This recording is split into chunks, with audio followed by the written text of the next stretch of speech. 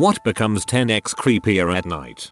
I work at 4 AM, so when I walk to my car it's still night basically. Once in a while a person is walking down the sidewalk alone and I can only see them under the street lights. 1000x creepier at night.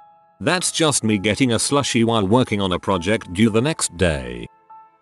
This day, after a few days of zero sleep, I saw my cat sitting on top of my dresser at about 4 in the morning. I couldn't figure out why she wouldn't move, so I went up to her and petted her for a solid minute until my cat walked into my room. I had been petting my folded clothes. Love insomnia.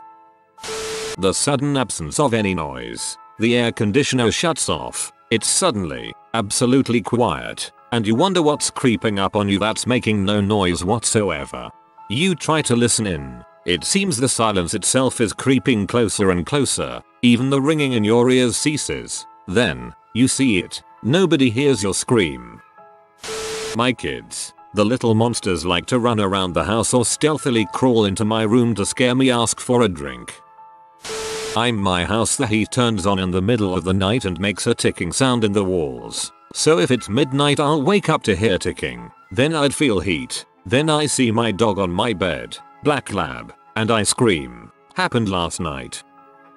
Someone humming a slow melody. Imagine being up on Reddit at 4 AM while in bed and you suddenly hear someone quietly humming. This is amplified tenfolds if you live alone. Your room is silent save the fan that rumbles by your bed. You're breathing, steady as a drum, with sheep counts in your head. But then you wake with eyes wide. An inky fear burns through. You hear a ghostly voice sing Baby Shark do do do do do do. There's an elderly woman down the road who will often stand outside and call for her cat to come home. Sometimes for a few minutes, sometimes hours. However long it takes the cat to come. In the daytime, it's just laughable. But at night, she's a gown wearing silhouette under the streetlight, calling some name like something out of an urban legend, and it's horrifying. When I had first moved here and heard that going on at midnight, I turned off all my lights and peeked through the window blinds. Thought it had to be some kind of lost spirit. I also can't shake the mental image of a man in a cat costume crawling toward her on all fours. My baby, there you are. You feel your blanket fall off your bed. It feels like something is pulling it down every time I feel it happening. Scares me shitless. You laugh nervously and pull the blanket back. It seems to be falling again. You pull it back, but it's harder to do so than it should be. Then, you see the hand. Cornfields. I live in the Midwest out in the country. There is something about cornfields swaying in the wind at night that just creeps me the frick out. Theme parks. I used to do overnight cleaning in them. When you're there all alone around dead animatronics and weird shaped buildings at 4 AM, it's frickin' scary. And then Chuck E. Cheese follows you home. Raccoons and opossums. Bonus points if you can only hear and not see them rifling through trash. I always think it's a person. I mean, I do have feelings like a person. Crickets, shadows, moths flying in your face, your reflection in the window at night. Just a few that give me the chills. LOL. When I hear dogs barking outside at like 3 AM. 1. Why are they outside so late on such a cold night? 2. What could they possibly be barking at? 3. If they're barking, something's out there, and if I can hear them barking it means that something is close. When you have a holiday house in a small town in Australia, right near a rather large lake, don't look at the lake. I did it once and thought I saw a massive black thing swimming around in the water. In fact, at least half of the people who live there, that I have asked, have said they have seen something massive swimming around in the ocean or lake at night. So open, deep, murky water is 10x more terrifying at night. The slight dense cats leave in their wake as they walk up my bed toward my face. These vanish after a while, but then there's the kneading, this, and History Channel. My thoughts, inane though they are. Firstly, when the entire household is asleep and I begin to hear the ringing in my ears, it becomes ever more insistent. Then I think I can hear voices, and the harder I try to listen, the more they seem to find mirth in my inability to focus on what they are saying. The dark. It becomes darker and begins to shift and tremble and waver and wane, then darken and lighten, and blacken again. The breathing. In the corner, in the ceiling. below me. It's coming from somewhere but in the dark I can't see. So I close my eyes and try to feign sleep, breathe deeply and slowly. Then colors assail me. In various sizes and shapes they all come. I hold my breath, close my eyes, open them. Then slowly, yes, slowly, sleep comes for me. And before I'm aware I'm deeper than deep. Inside of a nightmare. Dancing with ghosts. Singing with demons. They claim I'm their host. I wake. Think I'm screaming. But the silence persists. It's just. I was dreaming. No evil exists. It's just nighttime. Just bedtime. Just shadows at night. I wait till the sun's out. I can't sleep well at night. Well dang. I know this is super specific to me but fire scenes. During the day, fire scenes aren't exactly welcoming but they aren't unwelcoming. It's just a burnt area. There are holes to let sunlight through and whatnot. You can see how bad it is but it just doesn't hit you as hard. At least not to me.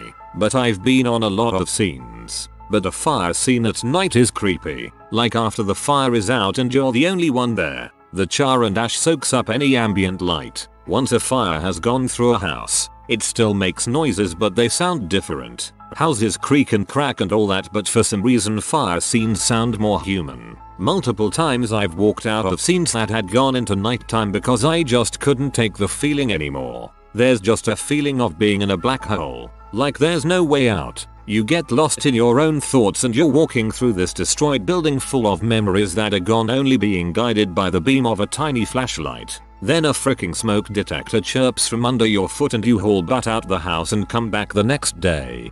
When I was around 6 or so, I'm 40 now, the house next door to my childhood home burned. Our phone started ringing around 2 in the morning and it was one of the neighbors telling us to get out of our house because the fire next door was so bad that they thought it might burn our house as well. The firefighters got there before it could do any damage to our house. Thank goodness. It understandably freaked my parents out and their reaction scared me. When we got outside, the firefighters were on their way. Luckily they got there and started putting out the fire and our house was fine. I never will forget my parents' reactions and I also won't forget the fire burning that night. It was creepy and makes me uneasy when I think of it. The family who lived in the house were all gone at the time. Also the house stayed there burned out for several years, which was also creepy, especially at night.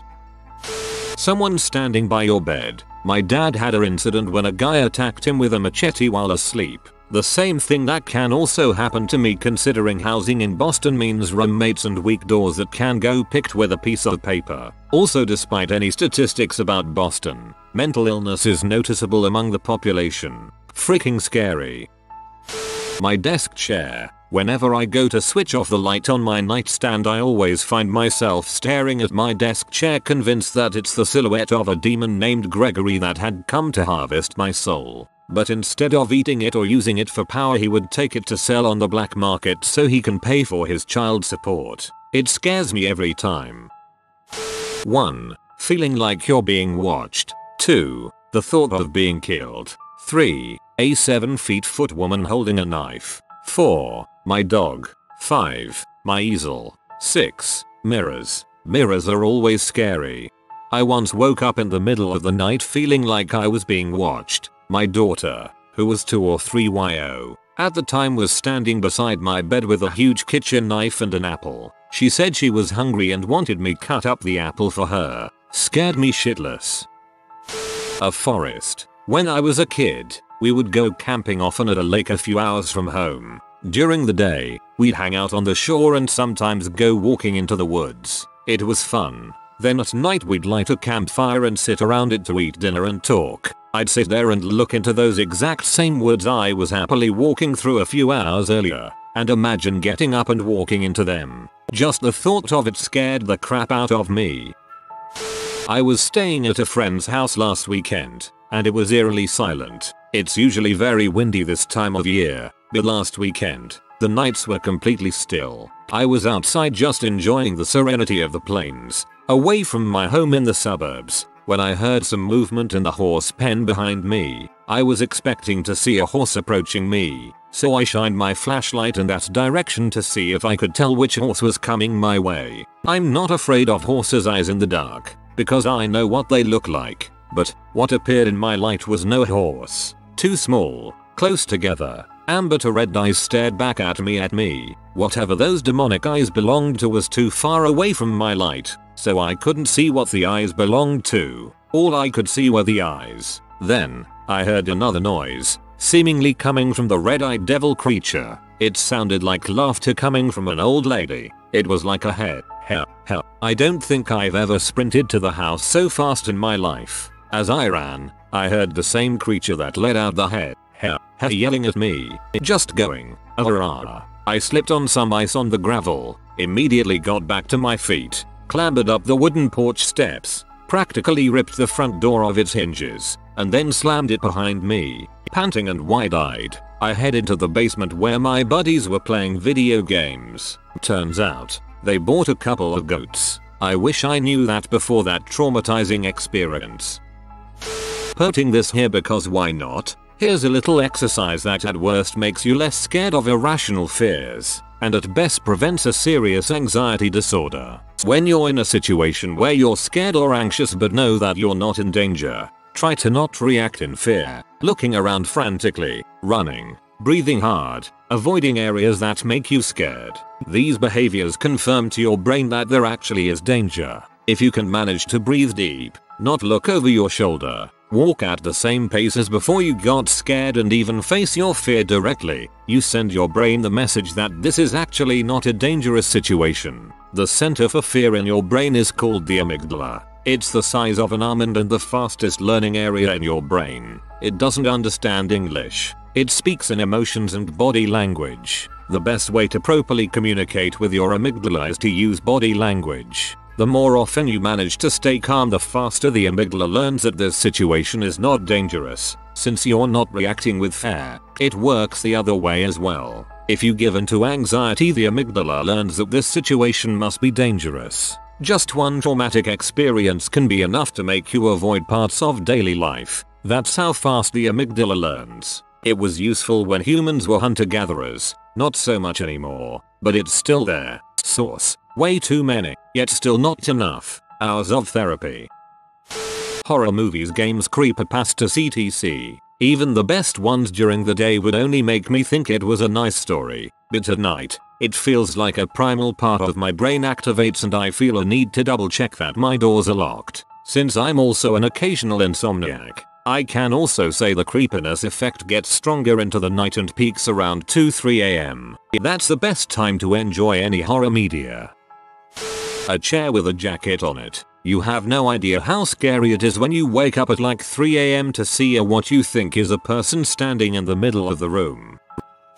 These reoccurring dreams that I have about once or twice every month or 2 months. I sometimes get sleep paralysis, but occasionally I dream about this woman who knows who I am and I know who or what she is. It's this overbearing dread and hate I get from her. She is some sort of evil entity, and every dream I find myself deeper into a house where she lures my family and I try to save them. Sometimes I save at least one family member, other times I don't save any and the house locks me out. The last time I had this dream I was on the phone with my girlfriend, in the dream, and I made it to the top of these steps that must have been 4 stories. When I reached the top, a sliding wooden door that was open revealed a long hallway. I knew my little brother was down that hallway, so I knew I had to go in. I kept telling my girlfriend the hallway looks endless. Then in my dream I remember this dreadful sense of hate washing over me. I remember telling my girlfriend she is here. She told me to rush forward, and when I did, the sliding door slammed and I was pushed backwards down the stairs I came up. The dream ended as I went backwards. This is the first time in all of my dreams with this woman that she has actually killed me. The sleep paralysis usually sets in after I wake up from the dreams. My bed will feel like it's shaking and this heavy weight hits me and I can't move and I fight to speak. Sometimes during the paralysis I can get some muffled words out. One night I felt like everything was so real I managed to actually raise my upper torso out of my bed. I don't know if this counts, but at night when these things occur I become terrified and brave, and it makes the dreams 10 times scarier when the sleep paralysis hits me. Some nights it feels like she is actually here and that the weight is her holding me down. Playgrounds. Story time. When I was in college I used to hang out at a friend's house that was a few miles from my apartment. A couple of times my roommate drove us and got trashed, leaving me the choice of sleeping on the floor or walking home. I like my bed. The path home goes between a playground and a cemetery. No biggie, right? Did I mention it's 3 AM? Well, I'm walking through the playground and the swings are creaking, which happens. Then I realize that there's no wind, and only one of the 3 swings is moving back and forth in a regular motion. I never ran so fast in my life. A parked car with someone in it. He sits in the dark in the still of his car, a shape in the shade that you see from afar, a shadow in silence, a small silhouette, a figure, a form that you'll hope to forget. He sits in the dark and he waits in the dim, and you will see nothing, and nothing but him, a bane to your mind and a burden to sleep. He thinks, God, I hope I don't look like a creep. Phone calls. Someone knocking or ringing the doorbell. Walked through my town center at like 1 AM one night. No one is around. Every single phone box that is dotted around is ringing. I didn't dare answer one in case I accidentally started one of those crazy mini games on GTA.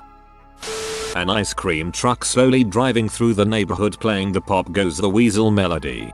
I had a nightmare just like this. In the dream I lived in a huge city, but for some reason, everyone was gone. Everything was awash in that coppery artificial lots, as an ice cream truck slowly began going down the street with that song playing. I was on the top floor of the building though, so I didn't care. But suddenly I flew down hundreds of floors while still in my bed, to the very bottom floor, right by the entrance to the building. When the melody was right before the pop part, the truck stopped. Then I heard someone whisper pop in my ear. Unfortunately for that ice cream man, I have a trick of turning any nightmare into a sexy dream at any point. What great times we had. Old man in a lawn chair in the front yard not doing anything. This was my neighbor and it only scared me once till I figured he just liked being outdoors. Lawn chair, driveway, dog sleeping at his feet. It's midnight in summer and he's out there under the moon surrounded by empty beer cans. Then a snowy winter morning, school's cancelled, but he's sitting in the driveway in his lawn chair in a big puffy jacket, scarf hat and gloves, literally getting covered in snow. His dog is at his feet, laying on his back, also getting snowed on. I waved like Forrest Gump because I'm out running and neither of us are sane. He waved, then shrugged in a sort of frick it, right way that made me crack up. R.I.P. dude, maybe you knew the secret to a good life. If you are new to the channel, you can subscribe. I publish new videos every day. Until then, check another video.